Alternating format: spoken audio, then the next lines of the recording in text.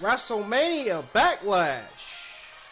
Last night was a very, very decent pay-per-view. We got new Smackdown Tag Team Champions crowned. Sheamus retains his United States Champion over Ricochet in his United States Open Challenge. And we got Rhea Ripley retaining her Raw Women's Championship. I don't know why the fuck Charlotte was added to the match. That was a waste. Charlotte didn't even deserve to get added to the match. And then we got Bobby Lashley retaining his WWE Championship match. Braun Strowman surely did not deserve to get added to that match. And we got the most worst, terrible LumberJack match on the Backlash pay-per-view. Yet you got this guy named iBeast on social media saying that we're all shitting on the zombie shit, but yet he doesn't realize how awful the match looked. He doesn't realize how awful the match looked. And he doesn't even know what's going on in the WWE. And I'm gonna tell you all what I did on Twitter. I'm gonna tell you all what I told him on Twitter later on in the review. Plus, I got your news on the Hell in the Cell. I got your news on WrestleMania, reportedly being set for July, as well as your news on the identities of the zombies at WWE Wrestlemania Backlash.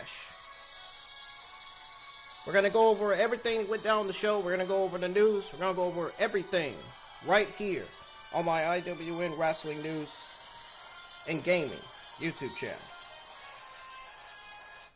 Get it back. Energize your workouts with Amino Energy.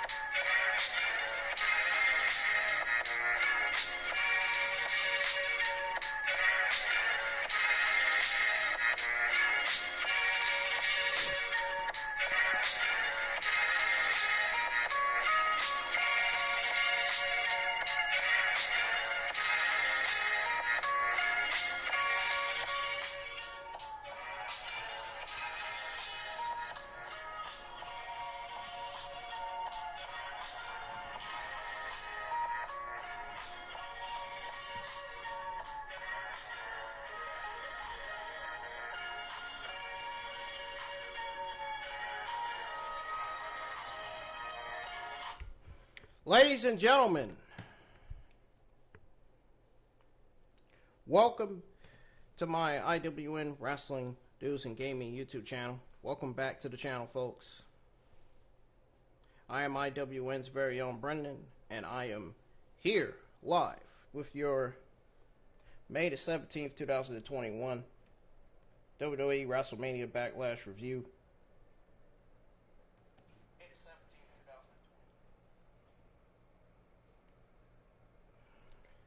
If you are new to the channel, please hit that subscribe button. Turn on that bell for all notifications, man. Also, if you have not followed me on Twitter yet, and you can't find my Twitter account, all you have to do is go into search and type in @Ingram Wrestling, and it should pull up. Once you pull my account up, hit the follow button, and encourage your friends and all of your Twitter friends in the IWC community to follow me on Twitter @Ingram Wrestling. It really helps out, man. My road to 300 followers on Twitter has already started, so if you can help me get to 300, man, I would be much more excited. And then, when I get to 300, hopefully, the road to 400 followers on Twitter would begin. Now, you can also follow me on Twitch @Ingram Wrestling News. That's where I have my Call of Duty Black Ops Cold War Jump Force, Dragon Ball Z Verse 2, and Naruto Ultimate Storm 4 content on. So if you have a Twitch channel, and you are new to my Twitch channel, I encourage you to hit that follow button. And I will be nice enough to follow you back if you do. Thank you all for joining me here. Thank you everybody for joining me for the live chat for the WWE Wrestlemania Backlash review. We are going to go ahead and get started here. Thank you for the likes, man. I really appreciate the likes from 2 of my YouTube subscribers, because I know that's where the likes are coming from. I really appreciate the likes on the stream. Thank you very much. Thank you all for your support that you show me from me and my YouTube channel. Thank you all for showing your love support for my Twitter account and as well as my Twitch channel as well. Keep on showing your love and support for me and my YouTube channel, Twitch channel, and Twitter account. Much love to you.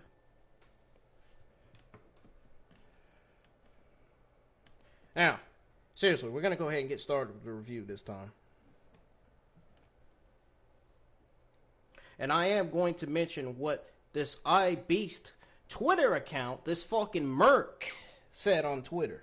That really pissed me off. And the way he got at the real one on Twitter, that really pissed me off. I did not appreciate that whatsoever. I am going to get to that. And if you all, and those of you that are wondering what my thoughts are on the LumberJack match, I'm going to tell you that too. So, this is going to be a good review. I advise you all to join the live chat, because it's going to be really good. And as a matter of fact, while I am reading what's going on, while I'm going over what went down with everything that went down on WWE Wrestlemania Backlash, I'm actually going to tweet out my WWE Wrestlemania review and the link to it again, because it didn't come out right. So, anyways, WrestleMania Backlash kicks off with Caleb Braxton, JBL, Peter Rosenberg, and Booker T hosting the Backlash kickoff show. So, they reviewed that Sheamus will host an open challenge on the kickoff show. We see a video package for Cesaro versus Roman Reigns. Archdeep, welcome to the live chat, man. I saw your comments, man. Don't think I didn't see them, because I did. They review that Sheamus will host an open challenge on the kickoff show. So we see a video night. So Booker T disagrees and says that Cesaro has momentum. He's like a snowball rolling downhill. That's kind of hilarious. I kind of laughed at that a little bit. And all Cesaro needs is a moment. Rosenberg points out that Reigns has been in 39 title matches. That is a whole bunch, which goes to show you how much of a fucking star Roman Reigns is. This guy is almost rich. This guy is one of the best heels that Smackdown has right now. I can't see Vince McMahon and Bruce ruining Roman Reigns as a heel. I just can't see it. I don't want to believe that. I don't want to believe that. Bruce and Vince would ruin anybody these fucking days. Holy shit. Talk about how fucking bad they're doing Keith Lee. They got Keith Lee off TV because he's fat. For what I've been hearing from JD from New York on his podcast. Keith Lee's been kept off TV because Vince says he's fat and he needs to lose weight.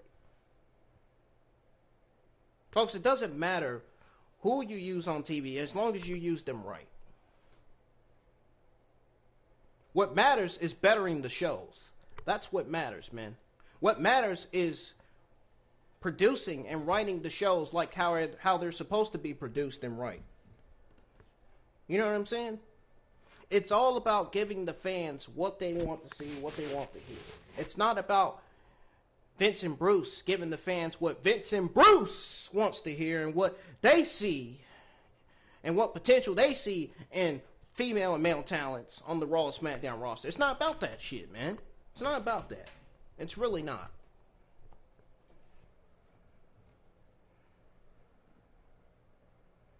So, yeah. Booker T says he's like a snowball rolling downhill, and all Cesaro needs is a momentum. Rosenberg points out that Reigns has been in 39 title matches, and this is Cesaro's first, and there's no accounting for experience. JBL and Rosenberg picked Roman, and Booker sticks with the upset.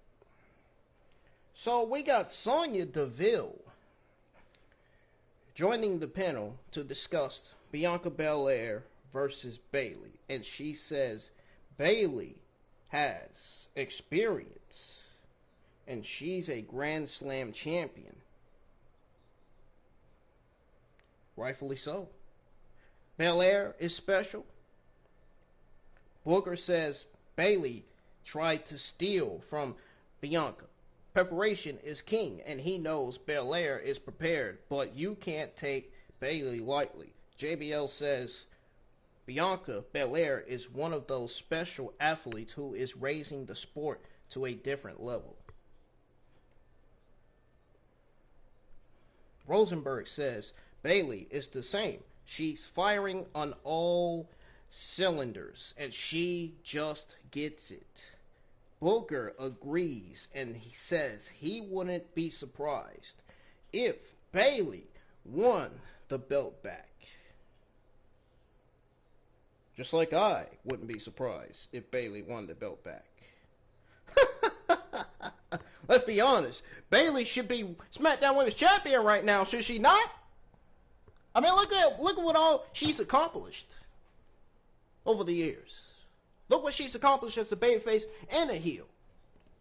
What is she, a 2-time, 3-time WWE Women's Tag Team Champion? A freaking, 2-time Raw Women's Champion? Might be wrong, but hey. At least I'm saying it.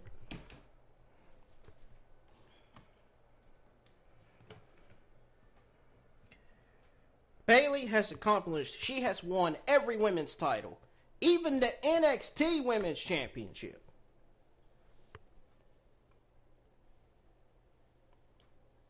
She's won every title, man. There's no need for Bayley to win any more titles.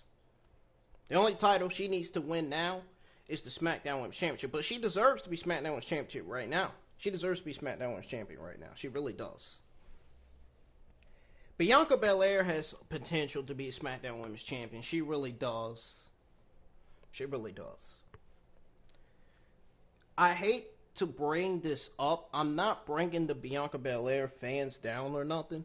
I really hate to bring this up, but she's just not ready to be SmackDown Women's Champion.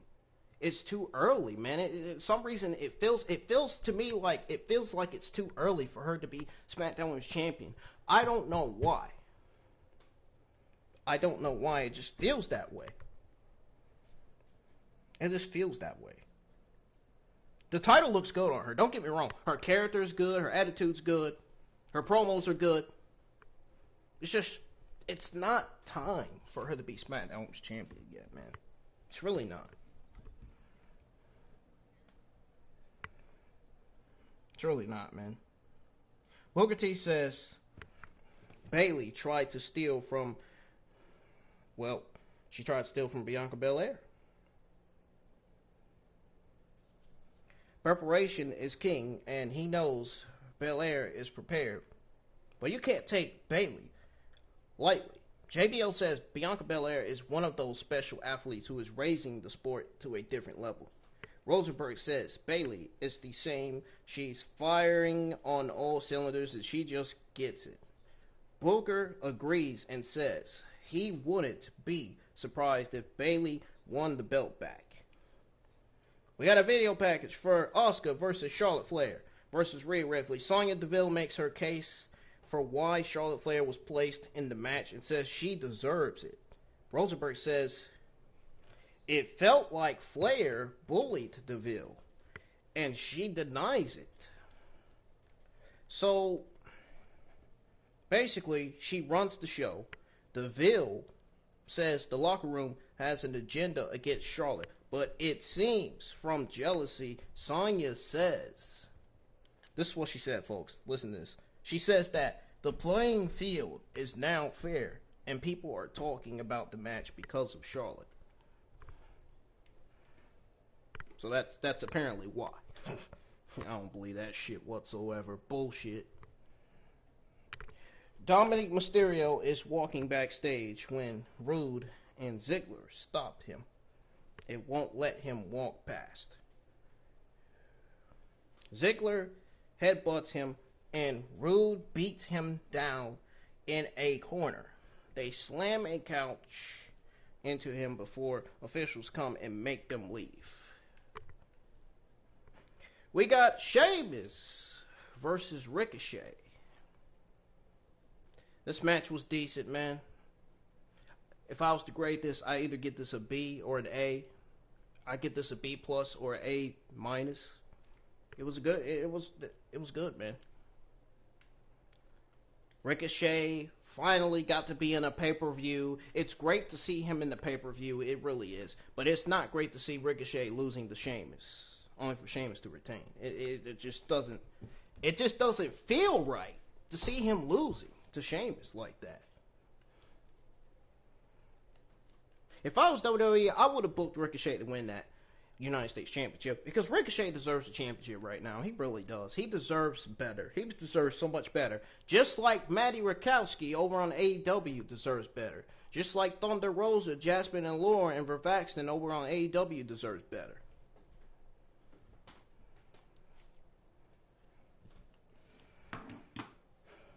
Every female talent over on AEW deserves better, just like every young male talent deserves over on WWE, over on Raw and SmackDown deserve better. Am I not right, folks? Am I not right, chat? I mean, I know I gotta be correct sometime. I know I gotta be telling the truth for sure. I gotta be. If I'm not, please tell me why. I would like some merc and some geek, some negative geek in the IWC community to come in my live chat and tell me why I'm wrong. I would love that so I can slap them right in their freaking face.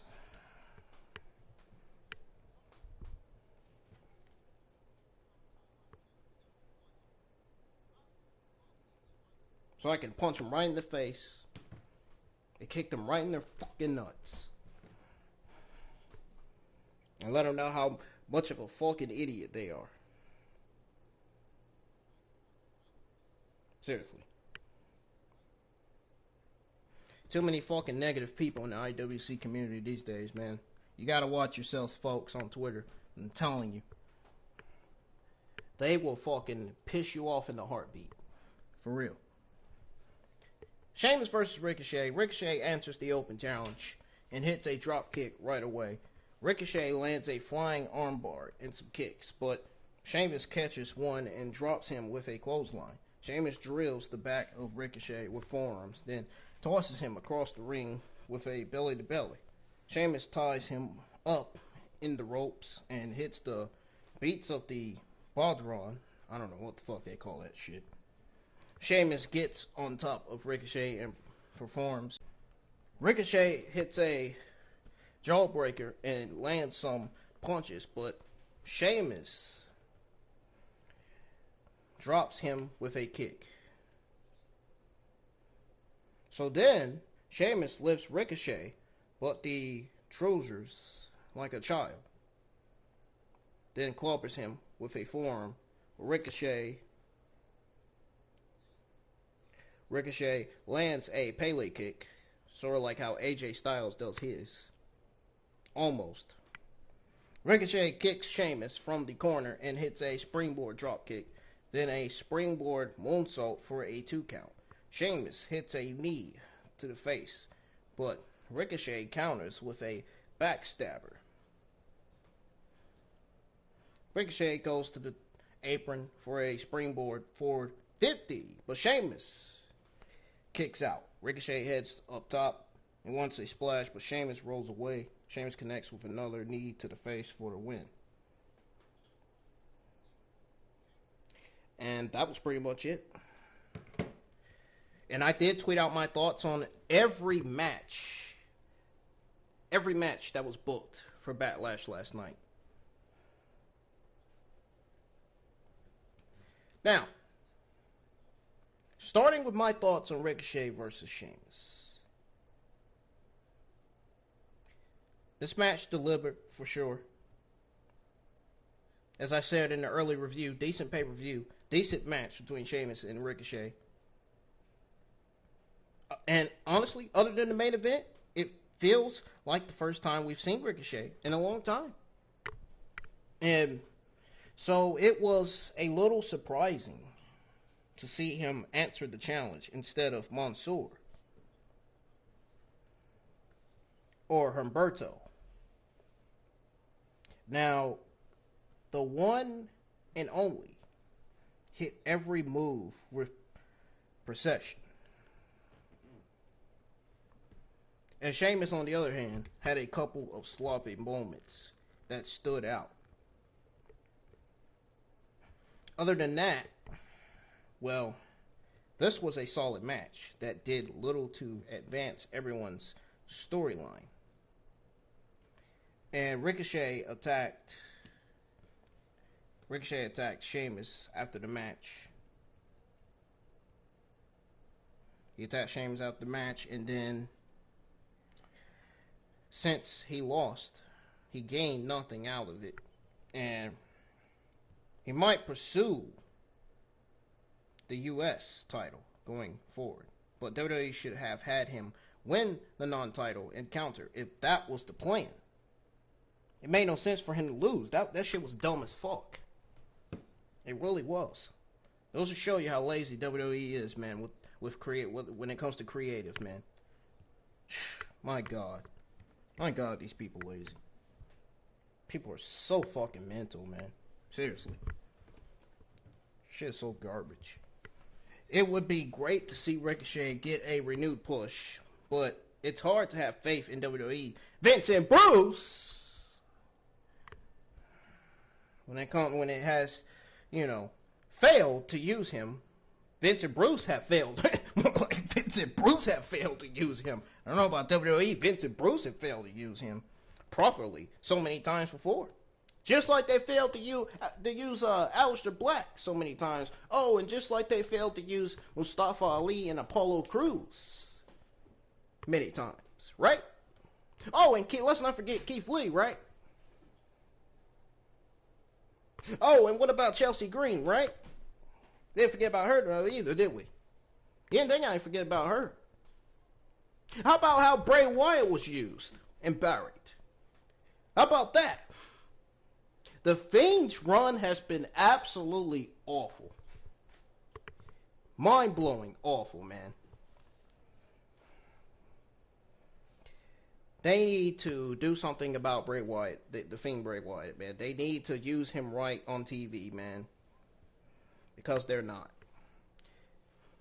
And he's been kept off TV. And I did give you all the news on why Bray Wyatt was kept off TV on my Smackdown review last week. So if you missed my Smackdown review, go check it out. Go give it a like and go give it a comment. I did explain why Bray Wyatt was missing from Smackdown.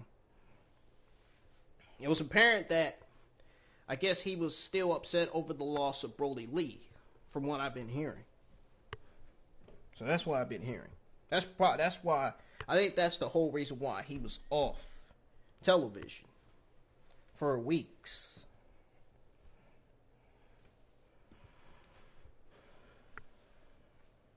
But honestly, it would really, and this is the truth, this is the honest God truth, folks. It would be great to see Ricochet get his renewed push. He deserves so much more, man. His high-flying skills and everything he does in the ring, his arsenal, his freaking speed is absolutely unbelievable, man. It is absolutely fantastic. Most importantly, phenomenal. It's interesting. I'm interested to see what WWE is going to do from here, man. Are they going to keep him off TV? Are we going to see him back in Titus Catering? Or are we going to see him on Raw every week more often? Heck, who knows? It could bring a few fans back. It could bring the viewership up a bit. Having Ricochet on Raw every week. Could. I mean, I don't know. I don't know if it will or not, but it might. I mean, given how bad the Raw viewership's been every week, holy shit, it's been dropping to all-time lows. Because Bitch and Bruce don't want to better the shows. It's simple. I mean, look how terrible their writing and producing is. They gotta work on their writing and producing, man, creatively, man. This shit's fucking sucks. It really does. Shit fucking sucks.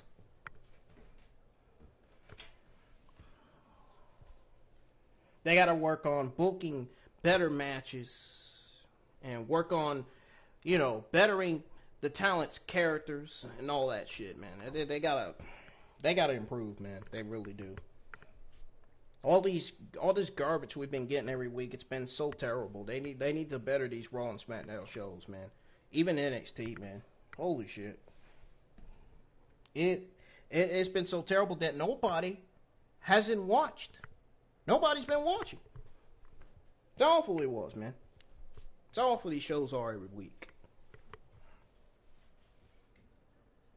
But I think NXT is going pretty decent so far. Raw and SmackDown are the ones that be suffering. SmackDown sometimes, not all the time. Seems like it's Monday Night Raw. I think it's just Monday Night Raw. SmackDown and NXT, I think in my opinion, are doing pretty good. At AEW, they're doing pretty good too. I think it's just Monday Night Raw, in my opinion. At 205 Live, they really need to get rid of that shit because nobody watches it. They only created 205 Live for the views. The only reason why 205 Live is still going because of the views. Because people are still interested in it. Nobody cares about 205 Live whatsoever. They need to get rid of that. Seriously. That's too much. Put the cruiserweights on the NXT roster. And just forget about 205 Live, man. Seriously.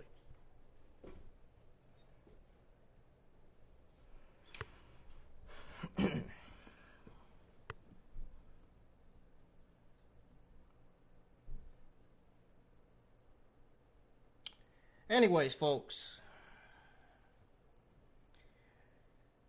We got Sheamus putting his jacket and hat back, but Ricochet attacks him from behind, of course, and takes his clothes. Ricochet dances, but Sheamus chases him off.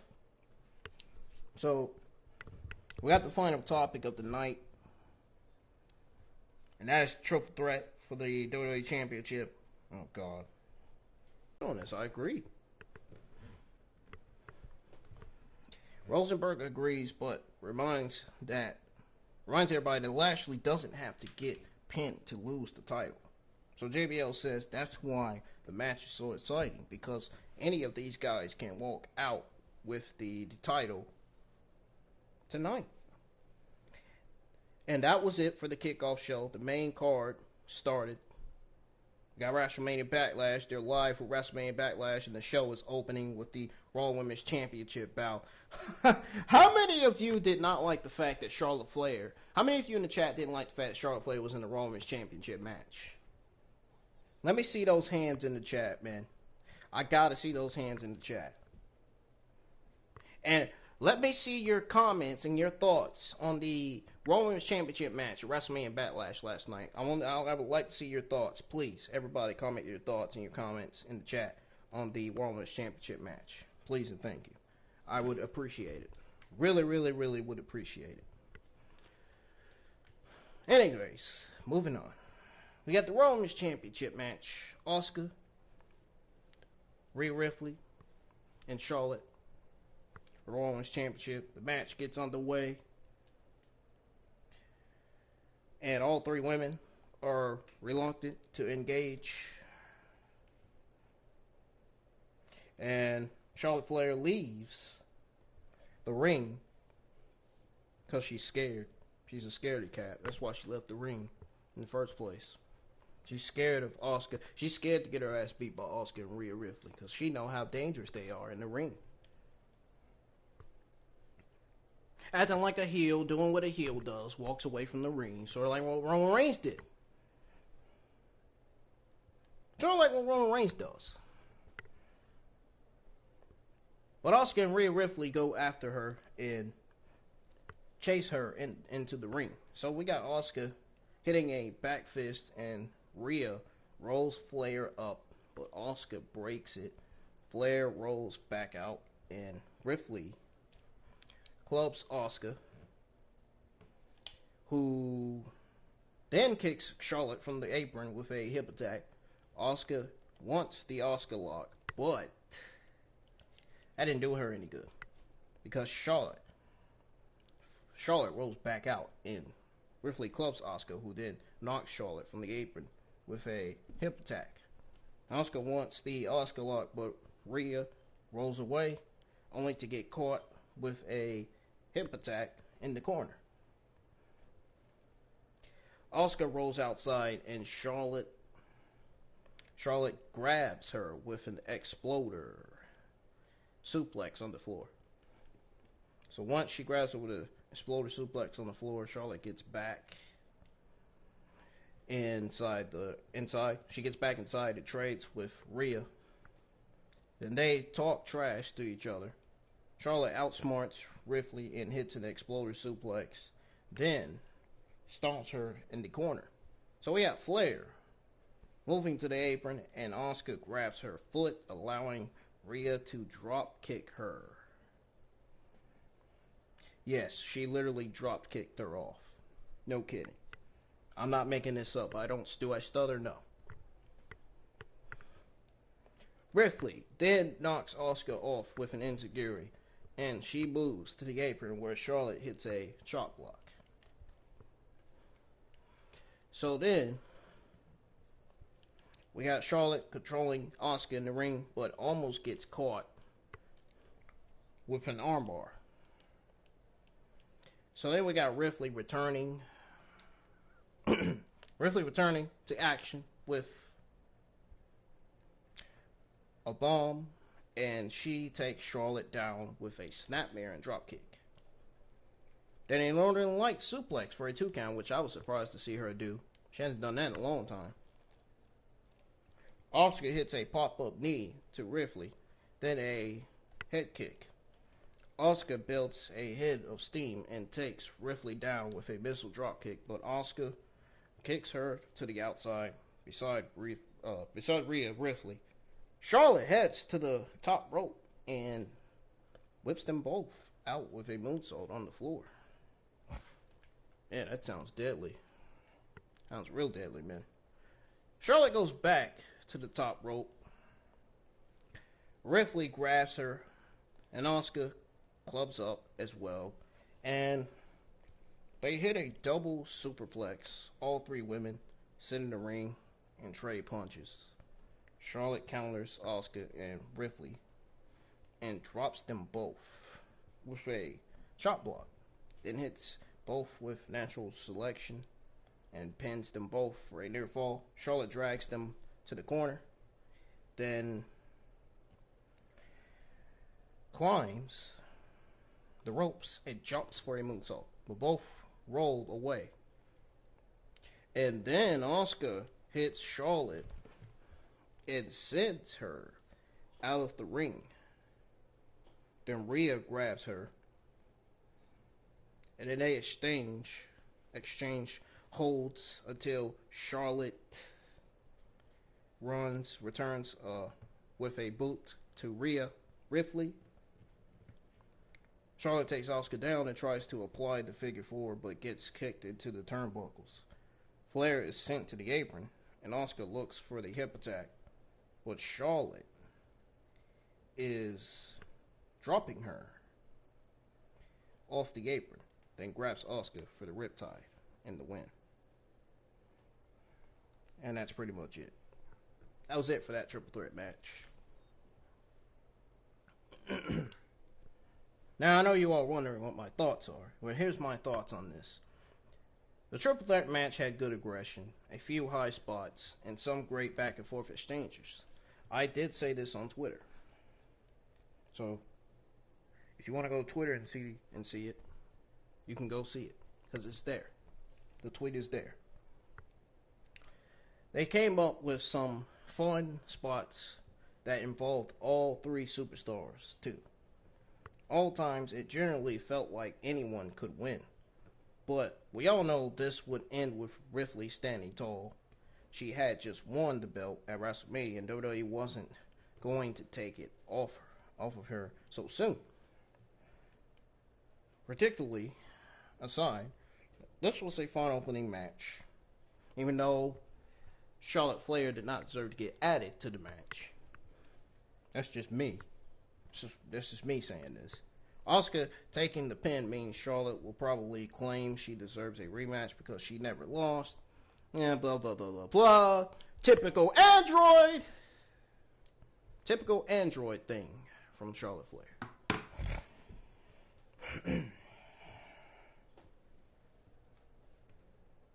Nobody even cares about Charlotte Flair.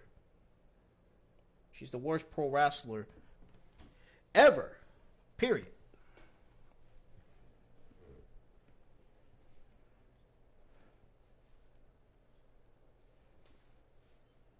We see Bobby Lashley and MVP arriving at the arena earlier today. Later, last night, he faces Drew McIntyre, Braun Strowman, which they did clash. It was a really good match. It was better. The triple threat match was better than the LumberJack match. Oh my god, that LumberJack match was fucking terrible. That shit was complete garbage. It really was.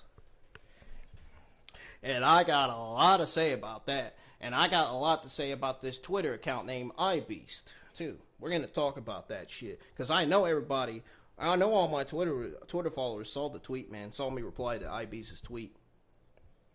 I know everybody on Twitter that has me following Twitter saw that shit, man. They had to. They had to have saw that shit. Because I know all my Twitter followers were on. All my Twitter followers were on during WWE Wrestlemania Backlash. And they had to have seen my reply to iBeast's tweet, man. I don't like that guy, dude. That guy is an absolute fucking merc, and he is a fucking Vince McMahon and Bruce supporter. He's one of the reasons why the shows are terrible. He's out here supporting Vince McMahon, sucking Vince McMahon's cock, saying, yes, yes, yes, he's a yes man like Bruce. And what I didn't like is the way he got at the real one's tweet on Twitter. You know, the real one. You guys know the real one, right? He has a YouTube channel. And he has a Twitter account. He actually has me followed on Twitter. I actually have him followed on Twitter as well. We are very, very good buddies. I did not like the way iBeast got at the real one on Twitter, man. That really pissed me off. That led to me replying back to him. And I put this iBeast guy right on lock, man. And you know what? I wasn't scared to mention his name, but I said I could see why JD from New York, 206, doesn't follow people like that. I can see why JD does follow people like that, man. People like iBeast, man, I can see why he doesn't. The guy is a fucking merc, and he's a Vince McMahon and Bruce supporter. Nobody gives a shit about iBeast. Oh, and then you know what? It is hilarious that he's hiding behind a Roman Reigns profile picture. Yeah, you're real funny. You're a real fucking clown, man. You are real funny, bro. Talking all your shit, trying to say that. Oh, people were bitching about the zombie shit. I think it was fucking lit. Yeah, sure thing, bro. Yeah, sure fucking thing, man. Sure thing. We are going to get into that, man, because that, I believe, is coming up next. I cannot wait to tell y'all what I told him on Twitter. I cannot wait to tell y'all my reply to IBs, man. You guys are going to be like, damn, he just shielded this freaking guy, man. He just put this guy on lock. And I'm literally going to tell you every reply that I said to him. I'm literally going to read to you the whole thing. I'm not lying. I'm not lying. This guy's name has to be mentioned, man, so everybody will know who iBeast is on Twitter. And I'm sure everybody in the IWC community knows exactly who I'm talking about. The guy that's hiding behind a Roman Reigns account, exposing himself because he's scared to show his real profile picture of himself, right? I find that fucking funny. I find that real funny, man. Oh, man. Oh, man. Seriously, dude. This guy is more of a fucking clown than I thought.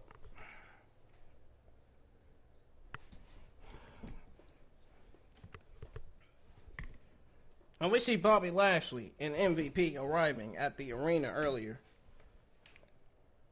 He said he'd face Drew McIntyre and Braun Strowman. I did already read that. I read that just in case. The Miz and John Morrison are backstage arguing about tonight's match, which was last night. Today's Monday. Morrison says he's going to the men's locker room so he can convince the LumberJacks to help them out. Miz is skeptical. This match was fucking terrible, man. I don't think anybody saw this shit coming. I know I didn't. Holy fuck, man. This match was so god awful. It really was. It about had my brain exploding, man. I was about ready to puke, man. That's how terrible this match was. I was about ready to throw up from this fucking match, man. I can't wait to get to that shit, man. I really can't. It's about to get real in this motherfucker. It really is. That guy really pissed me. That IB's Twitter account name really pissed me off. I can't stand that guy. I know who he is. He reminds me of the guy with the Liv Morgan profile picture. That's who he reminds me of.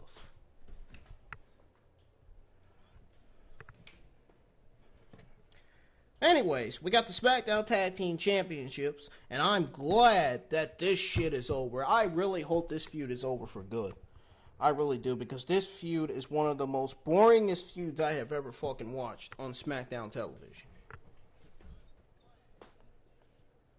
The tag division needs fresh teams, man, on SmackDown and Raw, period.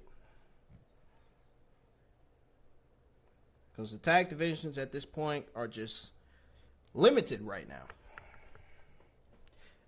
What they need to do is merge both the Raw and SmackDown tag team divisions. What they need to do. Vince and Bruce can't seem to understand what merging the tag team divisions mean. I don't even think they care. They don't want to. They don't want it. Bruce and Vince only wants what they want and not what we as fans want. Right? I get it.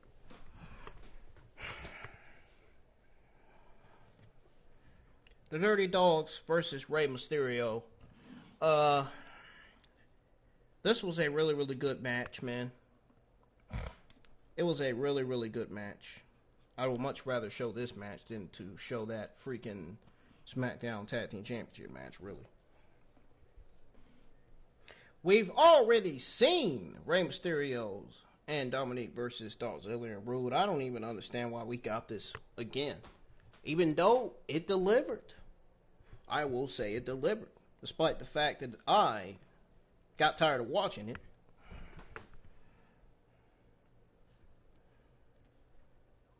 I just hope this feud is over. Rey Mysterio goes after Rude and Ziggler right at the offset and knocks Dolph from the ring Ray hits Dolph with a baseball slide, and I'm sure you know why I am showing the Raw Women's Championship match on my screen, because I would much rather show that than to show the SmackDown Tag Team Championship match and that stupid, god-awful LumberJack match.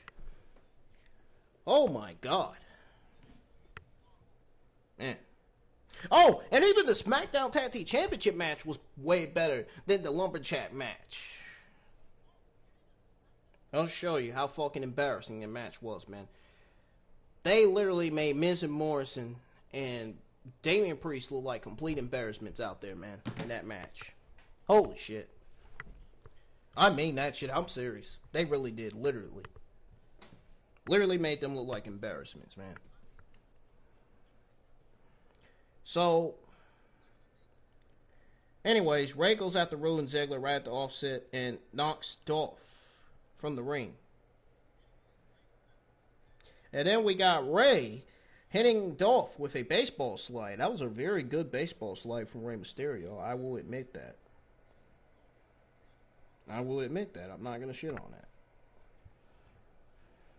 Then kicks Rude back into the ropes.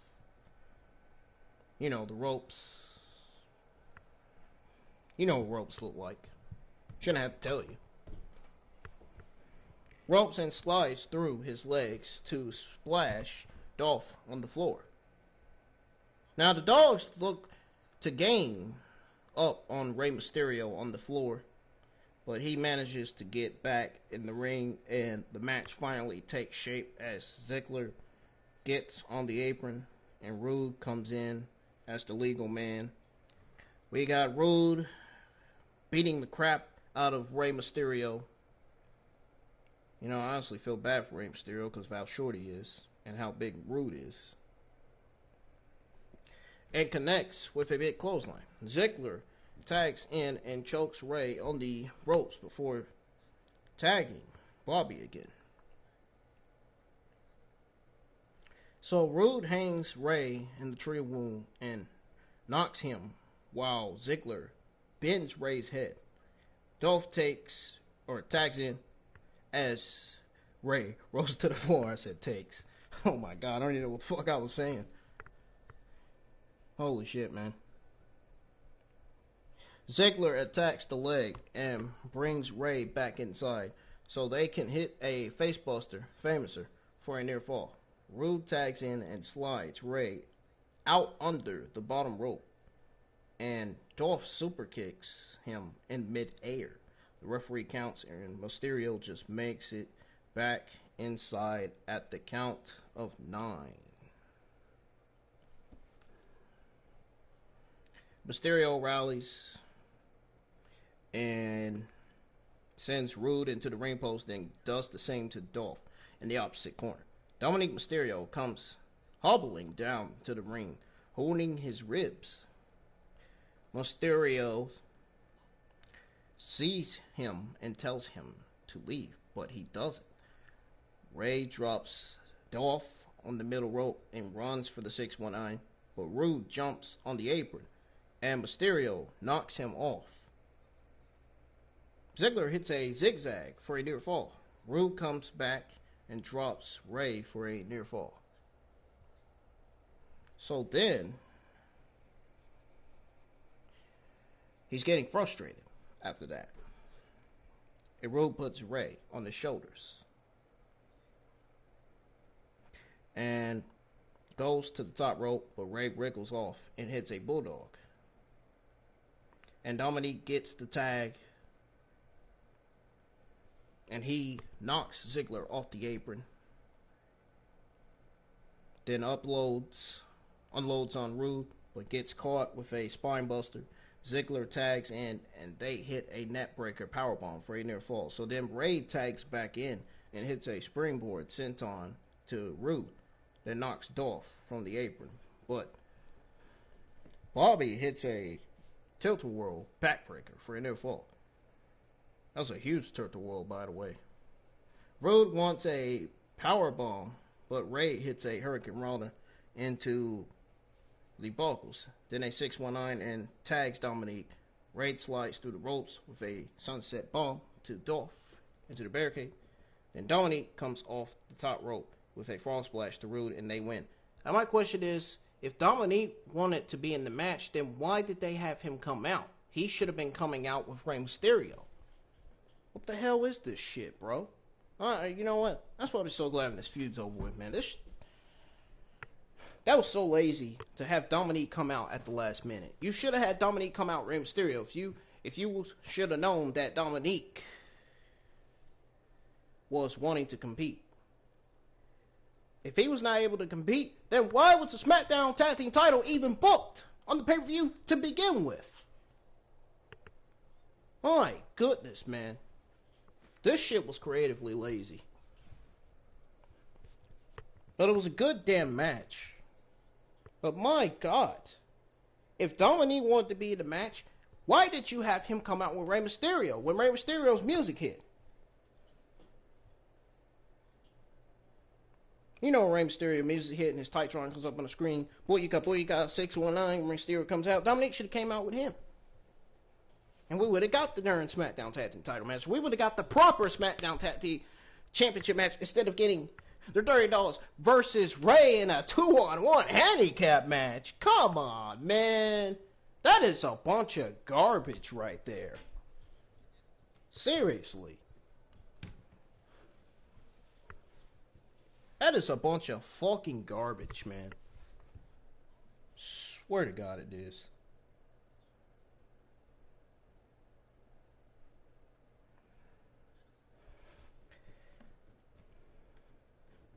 And you know what? Obviously, he was going to arrive at some point in the match anyway. Jesus Christ. WWE taken when he makes his comeback. It's always enjoyable. Dominic needs a lot of work. He really does. You ain't lying. Or should I say, I'm not lying. But he has worked with some of the most talented superstars on the roster since he debuted. So most of his shortcomings have been easy to mask. But it was still a good match with a current story. The ending was easy to see coming from a mile away, but that didn't make it any less special for Dominic. He just got the win, his first title in WWE with his father. Nobody else has been able to say that before.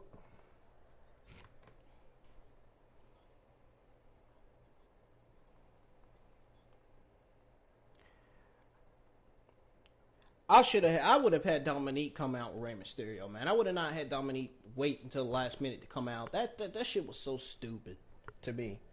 I don't know about you all. That's just me. That's just my answer. That's my opinion. I think it was stupid to have Dominic come out. You should have had him come out with Rey Mysterio. Come on now.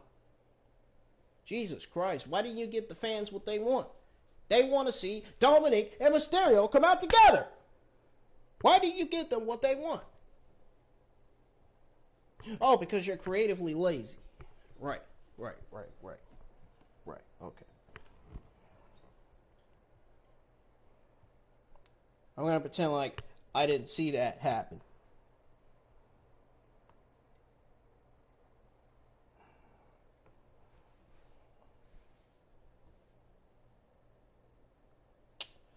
Anyways, moving on, folks. For the first time in WWE history, we have father-son tag team champions. Caleb Braston comes into the ring and interviews them. Ray says he's on top of the world right now, and Dominic says it's an honor and a blessing.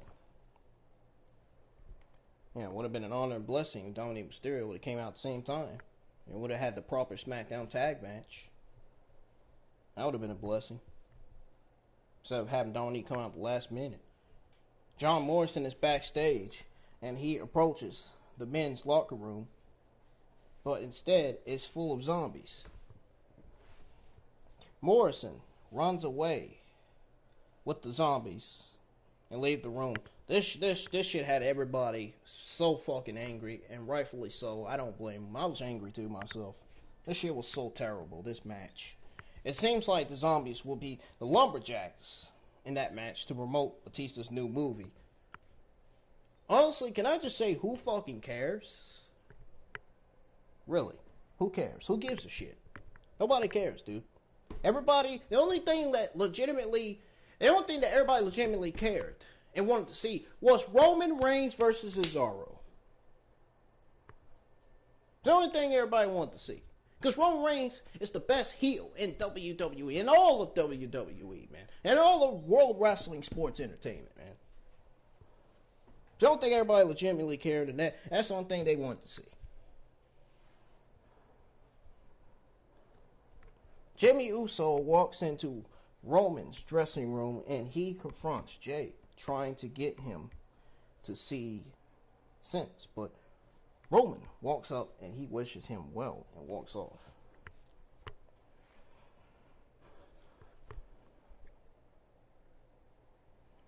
So we got Damian Priest versus The Miz with John Morrison. Miz and Morrison, hey, no, get the fuck off my TV. Tired of these fucking guys paired up together. Separate Morrison and make him into that singles competitor that we want to see, man. We want to see that singles competitor, John Morrison, is what we want to see, man. Not this tag competitor, John Morrison, that's paired up with fucking Miz. Miz isn't even championship material. Raquel Gonzalez is more championship material than Miz. In other words, Miz is not. Raquel is more better. And there's still rumors circulating that Raquel and Dakota Kai is possibly splitting up. Just want to throw that out there.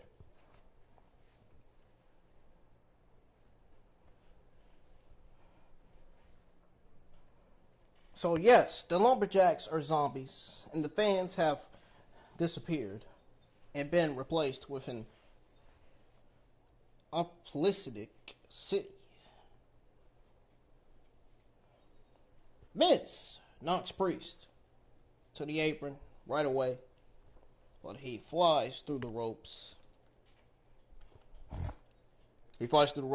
And the zombies make for him. But Miz gets back in the ring. Priest is then sent outside, and he knocks some of the zombies before getting back inside. Miz takes Priest down and punches him, then backs him into the corner for a clothesline. So then, we got Priest sitting Miz outside, but again, he narrowly escapes the zombies by crawling under the ring, back inside. Priest beats on Miz, goes up top to hit a flying heel kick, but he lands badly on Miz's legs. Priest wants a chokeslam, but Miz counters it and applies a figure four. Priest reaches the ropes, and he and Miz are dragged out of the ring by zombies.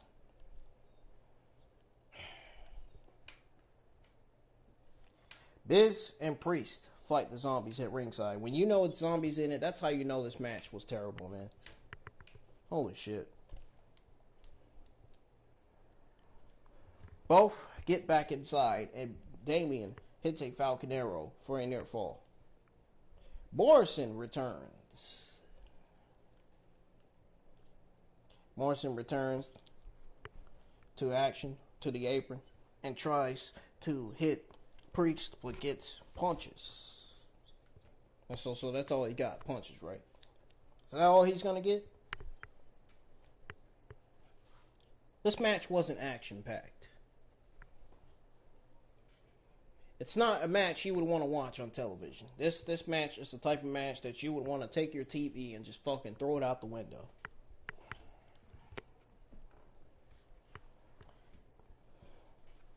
Miz then catches Priest with a flying knee for a near fall. Morrison runs around the ring, hitting athletic kicks to the zombies. Morrison climbs on the ring, hitting athletic kicks to the zombies. Morrison climbs on the barricade, but he gets dragged down behind it by two zombies. I'm tired of saying the word zombies. I'll be glad when this is over. Miz is waiting from the ring, and Priest clocks him from behind and lands and hits the lights for the win. Wait, you mean to tell me the lights is a fucking move? The fucking... Jesus Christ. I want to laugh, but it's kind of not funny. Folks, look, this is as simple as I can make it. And all these fucking IWC mercs and shields can come in the live chat all they want to and fucking spit their fucking wheels. Because they know, deep down, in this goddamn Twitter account named iBeast, that fucking blithering idiot, deep down, everybody knows that this match utterly failed. There was not much to say about this match. It was gobbledygook goober levels of embarrassment, of complete shitty garbage, non-existing garbage at that. The only way this would have been worse is if Zack Snyder, or should I say Zack Snyder, directed it with a load of slow motion to make it take longer. So that is my thoughts. Now, before we get to the Bianca Belaire Bayley Smackdown Women's Championship match, I saw a tweet from iBeast, and I want to make myself known, make myself clear here. I want to make it clear that I do not like this guy.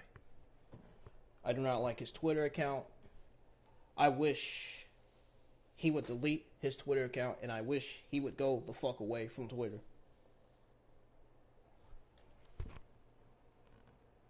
Let me just say that just because he has 8,856 followers doesn't mean that he's not a fucking idiot, because he is a complete fucking idiot. Especially after what the fuck he said. He is such a disrespectful son of a bitch. And he is wrong for getting at the real one over the fact that the real one said that the match was fucking terrible. So let me tell y'all something, guys. This is the tweet right here. Hold on. Let me find it. Let me find it real quick. Okay, here it is. So this is the tweet from the real one. This is what the real one said on Twitter yesterday. He said, "If you ask me why I shit on WWE, look no further than that zombie shit." And it's not just him that shits on WWE, it's me and our good old buddy JD from New York 206, the only greatest podcaster in the entire IWC. Nobody does it better than him, of course. Nobody does it better but him. He's the only one that does it better than anybody. So,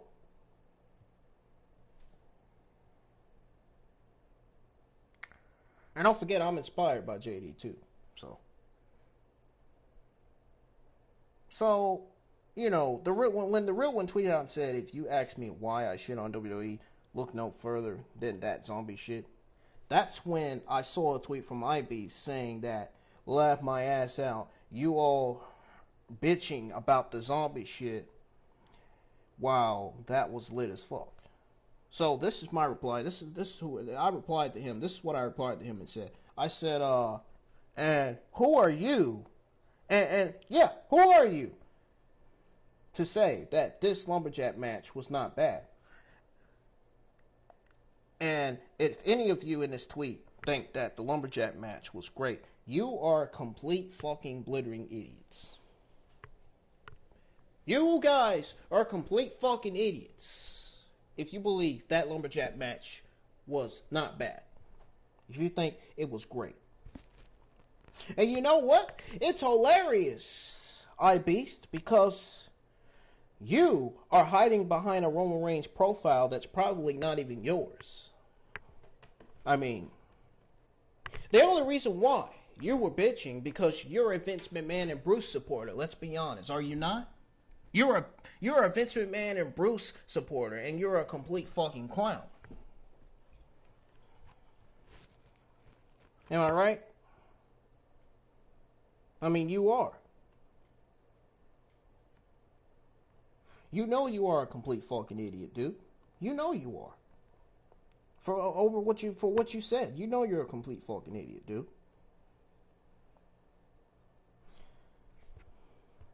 And honestly, guys like you are out here sucking Vince's cock, supporting the garbage the WWE gives us out of these shows every single week. That's 100% enough to tell me and the real one that A, you're a Bruce Pritchard yes man, and B, you're a complete fucking idiot. It's simple. And I could see why, once again, I've said this in the review, I'm saying it again. I could see why JD from New York 206 doesn't follow people like you on Twitter, iBeast, because you don't realize, apparently, what the fuck's going on in WWE. And as a matter of fact, my question is, do you even know what's going on in WWE? Oh, wait, but I'll answer that for you. No, you don't.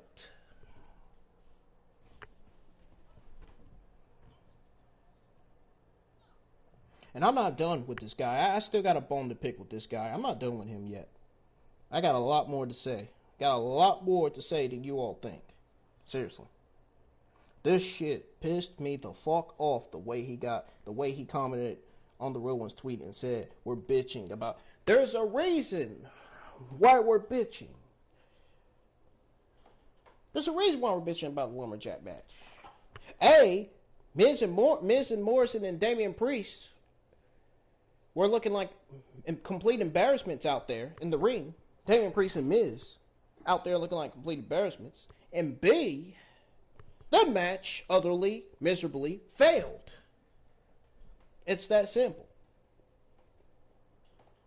So once again, A, Damian Priest and Miz are out there looking like complete embarrassments. All because of WWE Vince and Bruce. Oh, because Vince and Bruce wanted it, right?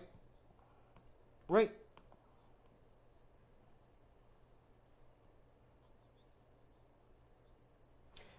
Honestly, folks, Vince and Bruce cannot be booking terrible matches like this on a good pay-per-view. Because number one, let's get to the real fucking facts. Number one, you lose WWE fans that way. And number two, it makes the pay-per-view look somewhat embarrassing. And number three, it makes all of us not want to watch another WWE pay-per-view. There you go. There's your real fucking answers right there. Oh, because Vince and Bruce can't produce or write either. That too. And their creative sucks. And most importantly, Vince's creative ideas fucking suck.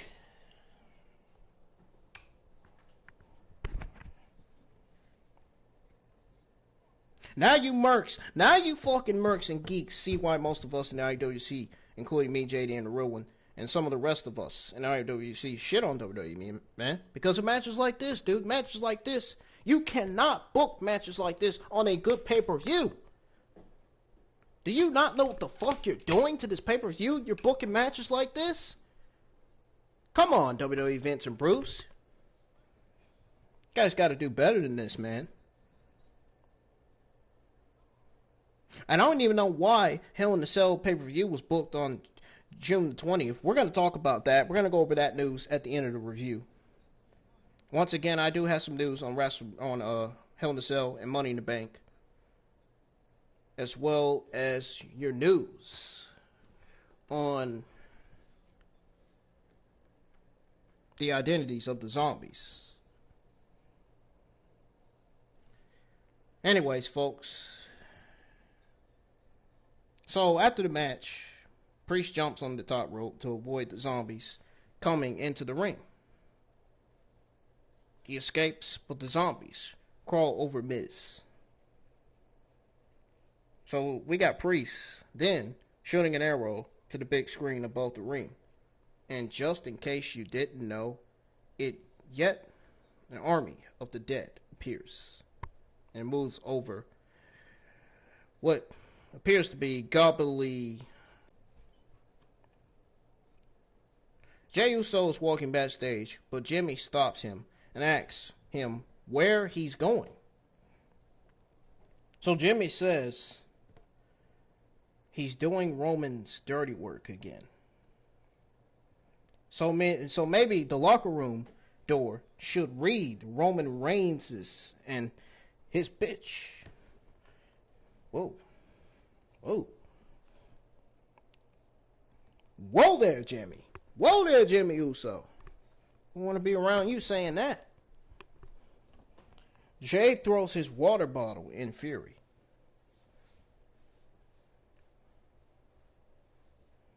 So, what do you guys think this is leading to? Do you guys think this is leading to brother versus brother for Hell in a Cell? Do you guys think this is leading to Jey Uso versus Jimmy Uso for Hell in a Cell? Oh my God. Jey Uso versus Jimmy Uso would be great for Hell in a Cell. The brothers versus brothers going at it, man. The Anoa'i brothers going at it. Oh my God, that'd be great. That'd be great. I put my money in on that. Jey Uso versus Jimmy Uso. I could see both of them doing Uso splashes on each other at Hell in a Cell, man. That would be absolutely great.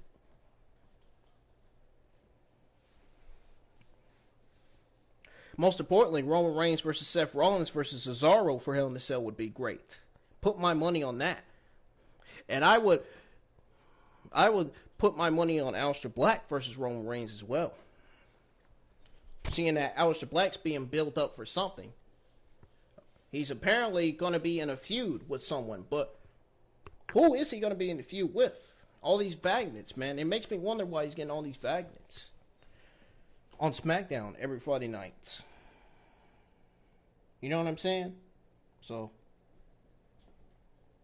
we got Bianca Belaire versus Bayley for the SmackDown Women's Championship. Here we go, folks. So, they lock up, and Bayley takes the break, or takes the back. Belaire sends Bayley out the ring and dances. Bayley gets back in, and Belaire takes her down with an arm lock. They trade reversals for a while, and Belaire jumps to the middle rope and slaps her behind before jumping off and dropping Bayley. Belaire overwhelms Bayley, and she rolls outside, but Belaire gives chase. So Belaire drops and hits a handspring moonsault for the 2 count. So once she dropped her and hit the handspring moonsault for a 2 count, Bayley starts to come back and applies a submission to Belaire. Bianca fights up, but Bayley cuts her off, snaps her on the ropes. Outside the ring, Bayley suplexes Belaire onto the steel steps. Back inside, Bayley hits a sidewalk slam for a 2 count. Bayley attacks Belaire in the corner for a 2 count, and she flies out of the ring. Bayley gets back inside and continues beating Belaire and mocks her. Belaire slaps Bayley and hits her with forearms. Belaire hits a hip toss that runs at Bayley in the corner, but she moves, and Bayley drops her with a chop block. Belaire counters Bayley and hits a spine buster for a 2 count. Bayley clotheslines Belaire and goes top for an elbow drop and a near fall. They go outside. Bayley slams her into the ring post. Bayley then jumps through the ropes, but Belaire moves and she crashes. Belaire hits a glam slam into the apron and back in the ring. Bayley rakes Belaire's eyes, then looks for the Bayley to belly, but Bianca kicks out. Belaire rolls up Bayley using her hair for the win.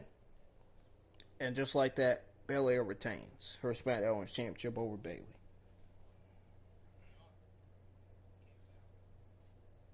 Now, it wasn't a bad match.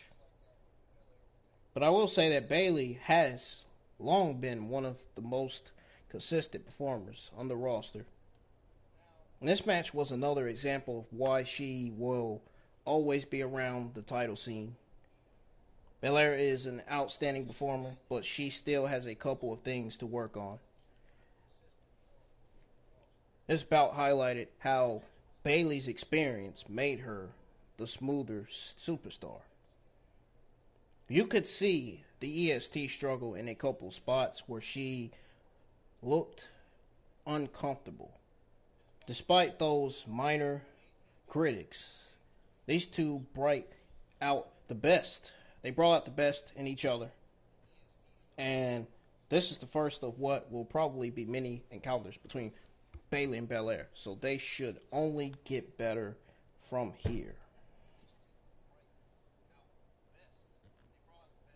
Next, we got Bobby Lashley with MVP at ringside versus Braun Strowman and Drew McIntyre. For that, Kevin Patrick is backstage with MVP, who says Braun has proven a few times he doesn't intelligent capacity to be champion. He doesn't need the intelligent capacity to be WWE champion. MVP says he isn't concerned about the match, but everyone knows Lashley can lose the title without even getting pinned. Lashley can overcome anything. So we got the match beginning, and Braun bows over. He bowls over Drew with a shoulder, then backs Lashley into the corner and splashes him. Drew and Lashley drop Braun and try to keep him down by stomping him, I guess. Stomping him together. So once they stomp them together, Lashley asks Drew to help him hit a suplex, and they hit a stalling one.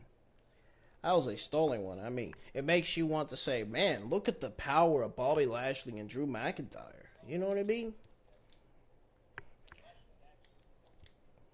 Let me know in the comments below what y'all think of these three powerhouses in the ring, man.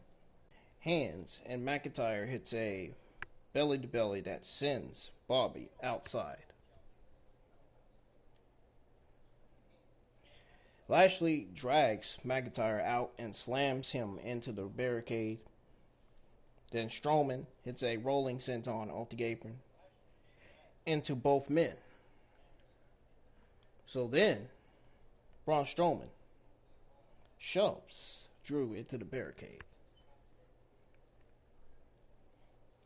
And then once he did that, he gets Lashley inside and hits a choke slam for a near fall.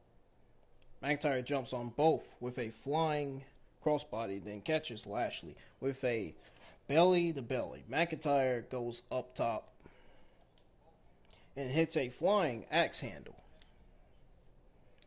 to Lashley before a neck breaker to Braun. Lashley clears the ring and lifts Drew up to run him into the ring post. So then Braun appears with the steel steps and slams Lashley twice. McIntyre hits Braun with a claymore, sending him over the barricade. McIntyre then drags Lashley up the ramp and slams him into the steps that Braun tossed aside. And Bobby turns the tables. It looks to suplex McIntyre into the lid screens, but McIntyre wriggles free and shoves Lashley through a lid wall. I bet that had to hurt. Through a lid wall, and sparks fly everywhere.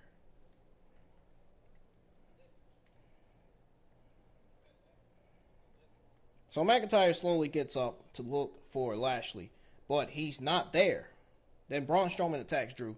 Strowman throws Drew down the ramp, then runs down and tackles him into the apron. So then we got Strowman hitting a sludge to the chest for a 2 count. Braun runs at Drew in the corner, but Scott moves and catches him with a Mijidoku driver. And then they roll outside. McIntyre catches Strowman with a belly to belly on the floor. McIntyre waits for Braun to get up, then runs for a Claymore, but gets caught in midair. And powerbombed through the announce desk. Braun brings Drew back into the ring and looks to finish it. And Lashley appears and tosses Drew out, then spears Braun and wins. Hey, I'm just taking my time, because I know I'm doing good on this review.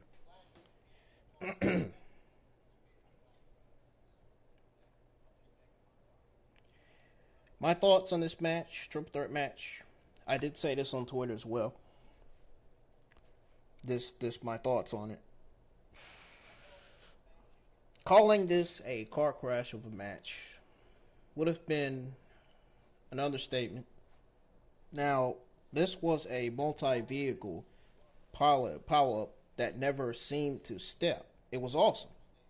It was. Now, we can mock WWE for stuff like zombies and train sound effects, but when it puts a few beefy powerhouses in the ring together, it's usually a fun time. Kinda. Not that much. I don't like seeing Braun Strowman in the ring. Bobby Lashley and Drew McIntyre, yeah, but Braun Strowman, not really. Taking Lashley out at the halfway mark allowed McIntyre and Strowman to do a lot of damage to each other, making it easier for the Almighty to swap in and capitalize, and it worked perfectly. It absolutely worked completely perfectly, man. It did.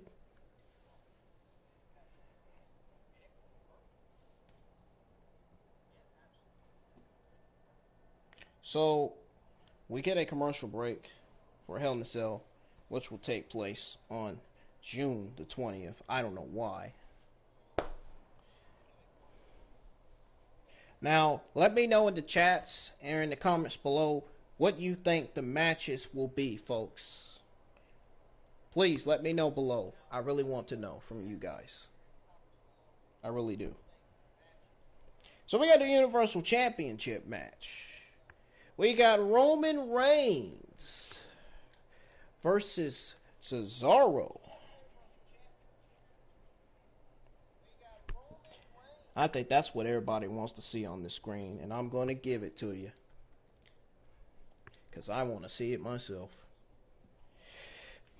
Now, this is the match that everybody was waiting for and wanted to see.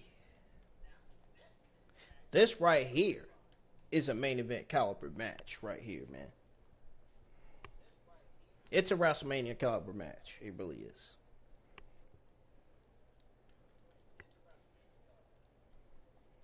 Roman Reigns versus Cesaro was probably one of the only best matches on this pay-per-view. Just based on the way it was booked and how it was produced and how it was written, just how Roman Reigns and Cesaro did in the ring, man.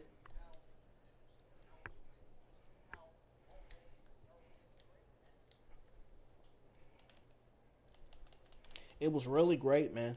I really enjoyed it. I always enjoy seeing Roman Reigns on my television, man. Without Roman Reigns, Smackdown would miserably fail. It really would. And I think Roman Reigns is really doing great with the SmackDown men's division. He's really carrying this men's division, man. And WWE does not plan on taking that title off Roman Reigns. So all you fucking negative mercs can forget about that. You can forget about that. Title's never being taken off Roman Reigns. I can't see that happening now. I can't see it happening now.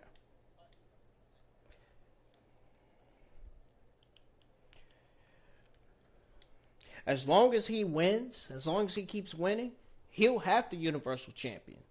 He'll still, his reign will be long, you know. As long as he's Universal Champion, his reign will continue. As long as he's Universal Champion, he will do what it takes to stay being the head of the table, the tribal chief. One of the best heels in all sports entertainment, man. No question about it, man. And he's one of my favorite SmackDown male talents. He's always been. I've been a fan of Roman Reigns for a very long time, man. I've been a fan of him even when he was a babyface. I was a fan of him. I loved his babyface character and his heel character. I love both his characters. I'm not scared to admit it. I do. And he's mainly doing great as a heel. He's doing more better as a heel than he is as a babyface. And I'm not going to say unfortunately because that's the truth.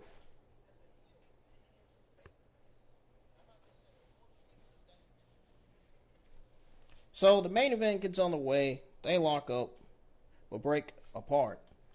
Roman takes a headlock and Cesaro shoots him off, but gets knocked down with a shoulder. Roman controls the pace and beats Cesaro by the ropes, then wipes him out, but Cesaro ducks and hits a springboard European uppercut. I'm trying to take my time because I really want y'all to see the match on the screen. I don't think I clicked the part where I had to, oh shoot. I gotta go back. Yeah. Cesaro shoots him off, but gets kicked down with a shoulder.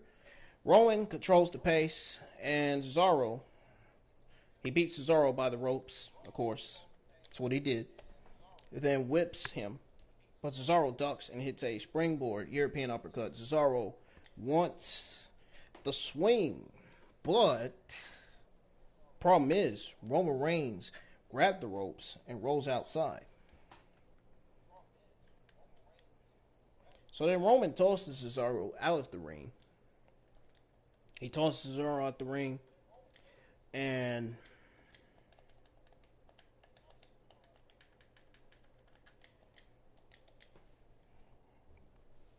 he tosses Cesaro out the ring, and he lands on his side and starts favoring his shoulder.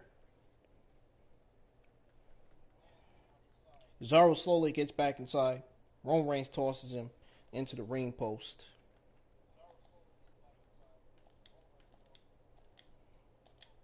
So then when he tosses them to the ring post, shoulder first, Cesaro fires back and looks to suplex Roman, but can't lift him with his shoulder. Roman takes Cesaro down with a submission. The Swiss Superman fights up and shoots him off, but Reigns connects with a flying lariat for a 2 count. Roman hits a back suplex for another 2 count, and he's getting frustrated. I don't blame him. If I was a heel and I was wrestling, I think I'd get frustrated too. Roman wants a Superman punch, but Cesaro avoids it and hits a power. Cesaro hits an uppercut in the corner. Now I've seen him do that before. And a big boot for a 2 count. Cesaro grabs a leg and stomps it. Then drops an elbow on it before applying a sharpshooter. So that Roman crawls to the ropes and rolls from the ring, but Cesaro hits a spinning tope onto him. So then Roman moves away, and Cesaro runs for a big uppercut into the barricade. Roman rolls to the apron, and Cesaro goes to the adjacent apron. He goes to adjust the apron. Roman yanks his shoulders into the ring post. Cesaro leans on the steel steps, and Roman hits a running drop kick against them. I remind you, this is the main event of WWE Wrestlemania Backlash. Back inside, Roman continues attacking the arm while talking into the camera about Daniel Bryan. Cesaro rallies and beats Roman down in the corner. Roman moves to the apron, and Cesaro stands on the bottom. He stands on the bottom rope to hit a deadlift suplex and a 2 count. Cesaro stomps the gut of Roman a few times. And then, once he did that a few times, he lands a double stomp to the chest. Cesaro wants a neutralizer, but Roman counters. He lands a punch, then takes him down with an arm breaker. Cesaro rolls over with a crucifix pin for a near fall. Cesaro wants a springboard uppercut, but Roman connects with a Superman in midair. That was a good Superman in midair. It's a good Superman punch. Roman runs for a spear, but gets caught with an uppercut. That was the best part, right? That was one of the best parts right there. Cesaro wants a pop-up uppercut, but his arm gives out. Roman grabs Cesaro with a guillotine, but Cesaro doesn't tap. Instead, he stands and slams Roman into the mat to break it. Cesaro punches Roman a few times, then applies a sharpshooter with one arm.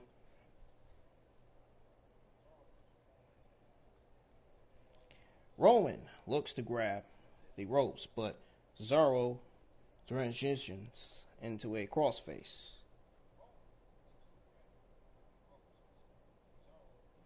So then, Cesaro rolls it over to the middle rope of the ring, but Roman turns it over and pummels him with a forearms. Roman lifts Cesaro for a deadlift powerbomb and a 2 count, then lands more forearms until Cesaro catches one and throws him off. Roman catches Cesaro with a guillotine. Cesaro struggles, then lifts him and hits a slam again, but this time Roman holds on. So then Cesaro fights and struggles, almost getting his head free, but Roman punches him and locks in the guillotine again, and Cesaro passes out.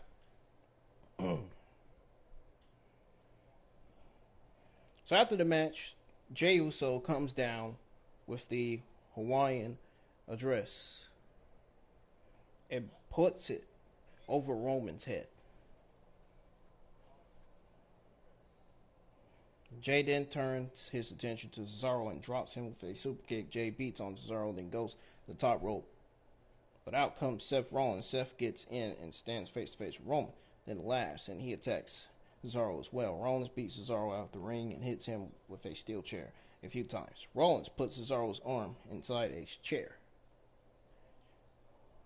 and bends it, then runs it into the ring post. Rollins hits the stomp on the chair and poses in the ring. So I'm guessing the Cesaro and Rollins feud is going to continue. That, or we're getting the Rollins, Cesaro, and Reigns feud. So we could be getting Reigns versus Seth Rollins versus Cesaro for the Universal Championship at Hell in a Cell. Put my money in that, man. I love to see that. I'll give them my money for that, man. That would be a great triple threat match. Roman Reigns versus Cesaro versus Seth Rollins. Holy shit. But the problem is, it's the same match except for Rollins is added to it. You get what I'm saying? But I think it'd still be good, though. Despite that.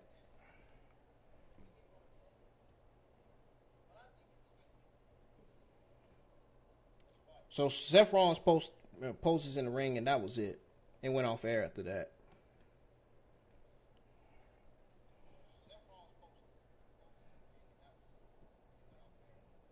This match was designed to start slow, so it could slowly pick up steam over time.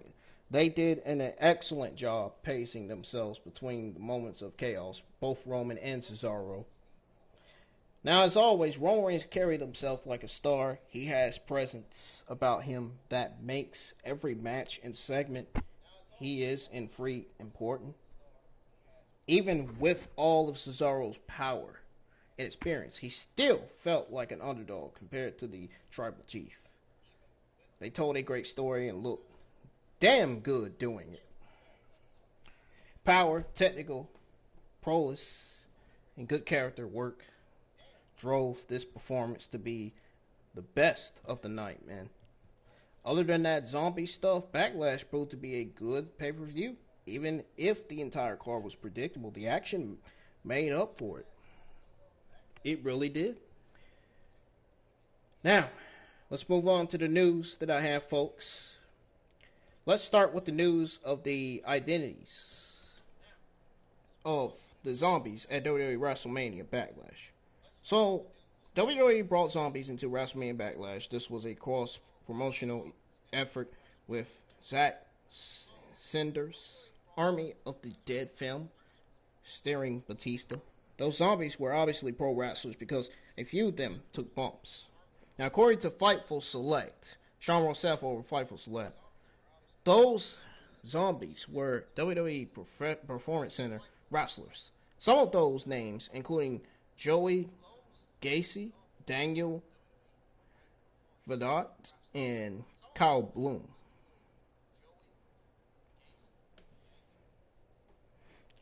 It was also reported that Jairo Crucio and Asher Hall, I think, might be dressed up as zombies as well. I don't know who these names are. I'm assuming half of these names are from NXT and Evolved. I think these names are from Evolved, more than likely. Obviously, it was rather hard to tell who was under all that makeup. And of course, Damon Priest won a match against Miz in the midst of the zombie wasteland. It was not an interesting experience. The match was complete garbage and it was terrible. Now, moving on to the news on WWE announcing Hell in a Cell for June. Now, during WrestleMania Backlash, WWE announced their next pay-per-view event. It was not one that fans were expecting at all. Or many fans were thinking that the next pay-per-view would be something else. They would go to hell instead. Okay. Hell in a Cell has always been an October event. WWE has promoted 12 Hell in a Cell events so far, and it has always been that way. 2018 saw the event on September the 16th for some reason, but they have otherwise been October dates. Things changed in 2021 because Hell in a Cell will take place on June the 20th. It will be, I guess, somewhat very interesting to see how this goes. It'll be interesting to see how the change goes on to shift other pay-per-view later in the year. Now, they have to come up with something to do in October. The fact that WWE owns the name Halloween Havoc has not been lost. Has not been lost at all. My source, Ringside News, will have full coverage of WWE Hell in a Cell's build-up right here. So, you all know what I'm saying. In other words, I'm trying to say Ringside News will have full coverage of Hell in a Cell build-up on their website. You can always go to their website. Their website's ringsidenews.com. Ringside News are my best sources on the internet, man. They tell me things. They give me news. They tell me things that I don't know. That, certain news I put out there. I mean, I don't always do Ingram Wrestling News videos all the time, but sometimes I do. When I feel like it. When there's actual real news. That's when I start doing my IWM Wrestling News videos. And I may get back to doing IWM Wrestling News videos this week. Probably this weekend I will. I'm thinking about it. I don't know yet. I'm thinking about delivering some more IWN content on the channel.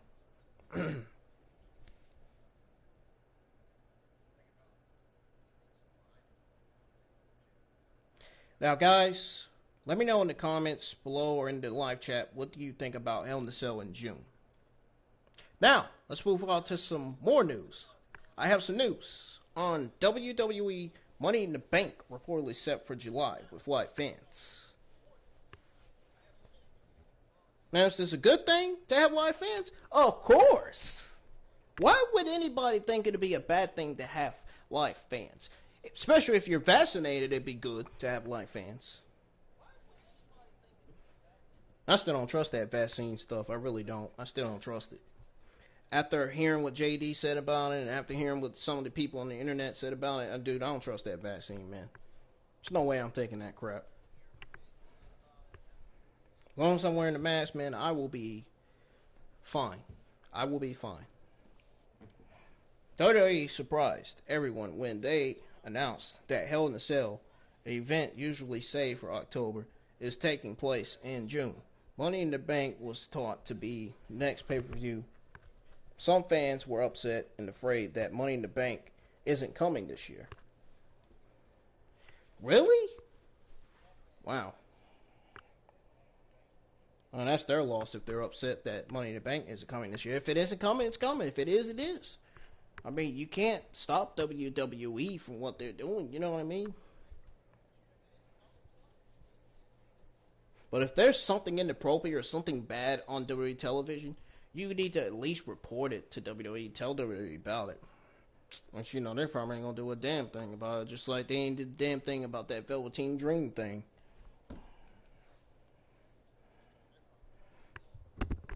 You know what I'm talking about. That freaking scandal. Andrew Zarian of the Mad Men Wrestling Podcast tweeted to share a scope that was given to them. Now, the rumor is that Money in the Bank is coming on July the 18th, and the event will have live fans. No location was given. So he said, and I quote, hearing Money in the Bank July the 18th with live audience. So, we will have to see what WWE does with this situation. They have reportedly been taking steps to bring back live fans and get on the road again. Money in the Bank could be very well the pay-per-view with live fans that marks the return to business as usual. Let's hope that. Let's hope we see, because I'm tired. Let's be honest. Look, listen, JD's not the only one that's tired of seeing the virtual geeks. I'm tired of seeing the virtual geeks myself, man. I really want to see the live fans happy and back in attendance again. It would be so great, especially seeing fans back in attendance for Double or Nothing. That would be really great, man. It really would be. It really would be amazing.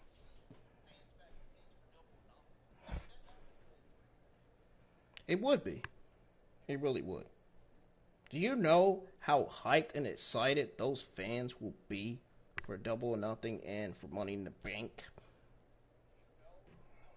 Y'all just, I don't think some of y'all just don't realize.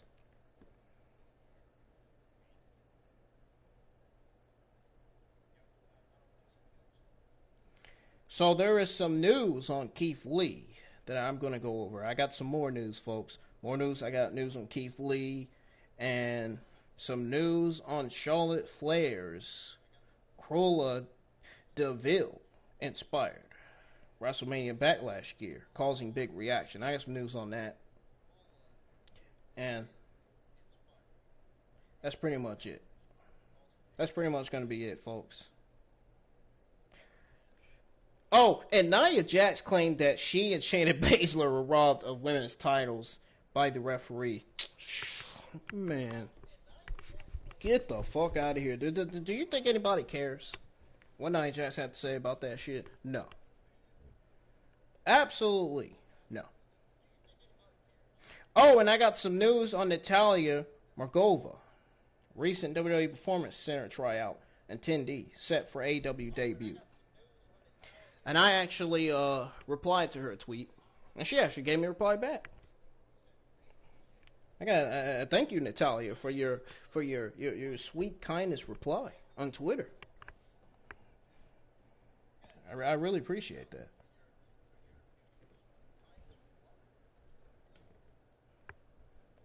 So let's go over the news on Keith Lee first, because I think everybody wants to know that. So there's news on Keith Lee possibly fill file of Vince McMahon in WWE. So Keith Lee was supposed to compete in a triple threat match for the United States title, but he was pulled from that Fastlane match. They still needed a triple threat match situation, so John Morrison replaced him. Lee hasn't been seen since.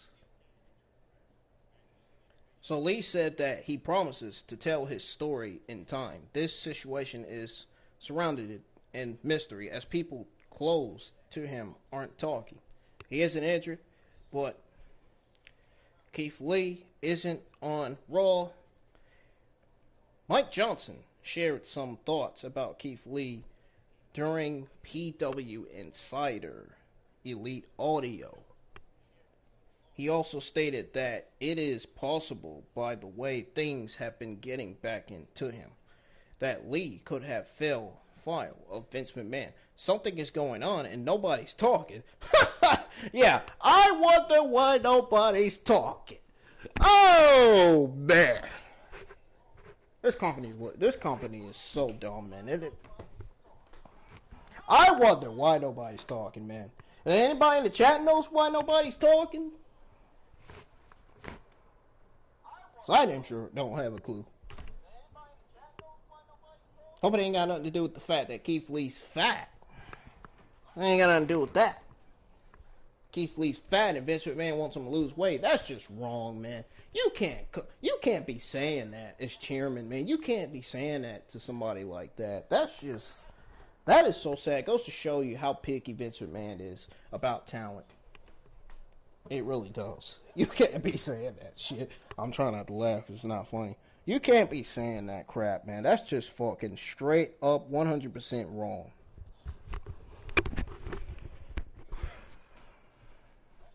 Now, this is what Mike Johnson said in PW Insider Elite Audio. He says, and I quote, I have never been able to get a full answer on what happened to him. I have been led to believe it's more of a creative thing than an injury thing. And they, just for whatever reason, I don't know why. I don't know what the full story is. Whenever he just fell foul of Vince McMahon somehow, or there is something going on that they're keeping close to the vest, which is always possible. I can get a clear read on it. And whoever is close to him, who knows the deal, they're not talking. Keith Lee could surprise us all with a limitless return right to the top of the card. I sure hope so, man. He deserves so much more. We want to see Keith Lee do those top rope moves and those freaking moonsaults. We want to see Keith Lee do his finisher, man, again. I love to see Keith Lee back in the ring. Everybody in the IWC community would love to see Keith Lee back in the ring because he's so talented, man. He has so much potential. So much potential to become next WWE champion as well, man. Remember that news on him possibly joining Hurt Business? I wonder what happened to that news. That probably got scrapped. Who knows? And it turns out I got a dislike from somebody. I don't know why. I don't know why I got a dislike from somebody. I mean, it's not like I didn't say anything wrong on here. I mean, what else you want me to say? Person that's disliking my review. What else you want me to fucking say? You fucking geek.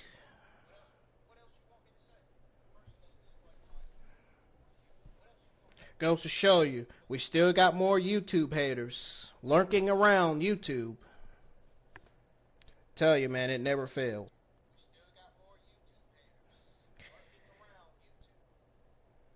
He has charisma, man. Incredible ability, man. He really does. Keith Lee does. And something apparently didn't click with Vince McMahon. Because he was fat. Because he's fat. To Vince, he's fat. It doesn't matter if you're fat or good looking. You could still, it doesn't matter if you're fat or good looking. You could still be good in the ring and still deliver in a great match. You know? And that's what Vince doesn't see. He doesn't realize. Apparently. But Lee was also a part of the big man class that McMahon sent to the Performance Center for additional training. The book is not closed for Keith Lee, but this is a very long pause between chapters. So folks, what do you think is going on with Keith Lee in WWE? Sound off in the comments, man, please. Or comment in the chat. The live chat is still open. The live chat's going nowhere until the review ends. Now, the last news I got for today is on Charlotte Flair.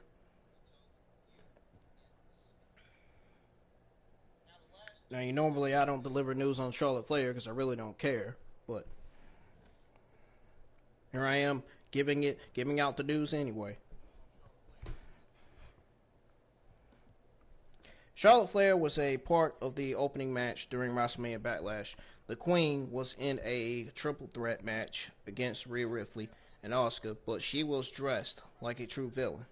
So Charlotte Flair entered the WWE Thunderdome rocking Cruella del Vil inspired gear.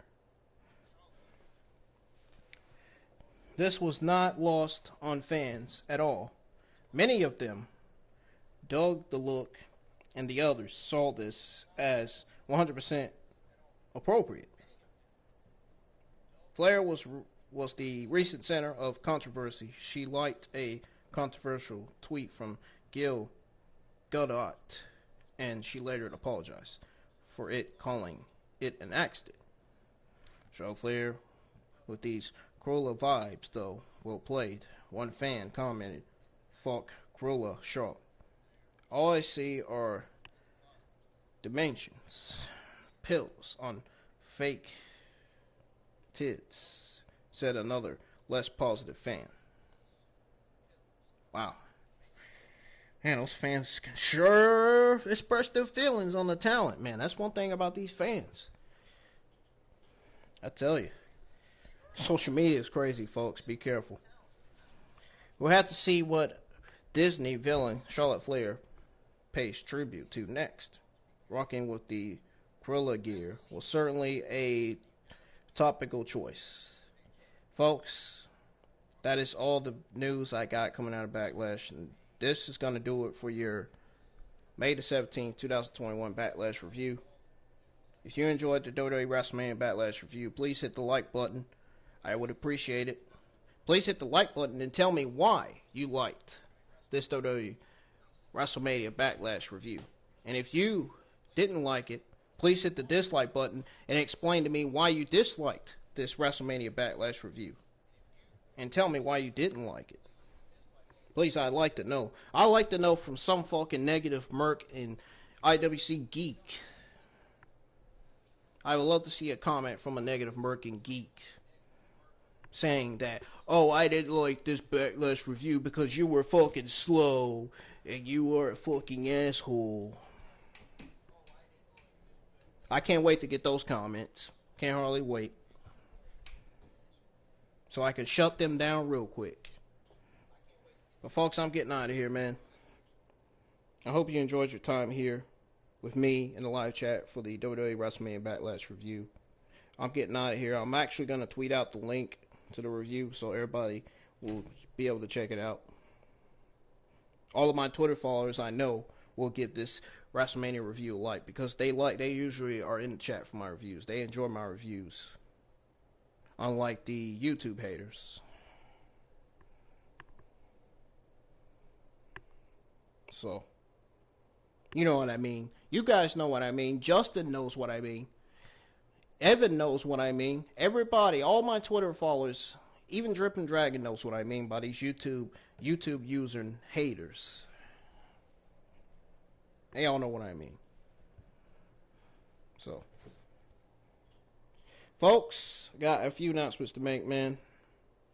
I will be my AW Dynamite, or should I say AW Dark Elevation. I didn't mean to say Dynamite.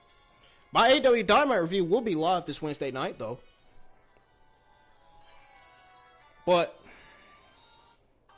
My AEW Dark Elevation watch along will be live before 7 o'clock. It'll be live at around 6:52 p.m. before the show even comes on. So it'll be live right there and then. Before my AEW Dark Elevation, I will officially be giving you some more Dragon Ball Zverse 2 content on the channel. I'll be live on Dragon Ball Zverse 2 over on YouTube. So if you want to join a live chat to see me whoop some ass again, to see me help other PS4 players finish their online peril quests, please join the chat, man, and give the freaking Dragon Ball Zverse 2 stream a like. So part 1 will be live this afternoon before AEW Dark Elevation. And please join me for both. NXT Review will be live this Wednesday afternoon. AEW Dynamite Review will be live Wednesday night, as I already said. And most importantly, the Smackdown Review will be live this Friday night. I will have a schedule tweeted out either today, tomorrow, or Wednesday. It might be tomorrow or today, which will be this afternoon, before I obviously go live on Dragon Ball Zverse 2 on YouTube. But peace, folks. I really hope you enjoyed this review. I'm getting out of here. Hit the like button, and remember, if you're new to the channel, hit that subscribe button. I'll see you guys live on Dragon Ball Zverse 2, and I'll see you guys live for the AEW Dark Elevation review, or AEW Dark Elevation watch along. See you guys later.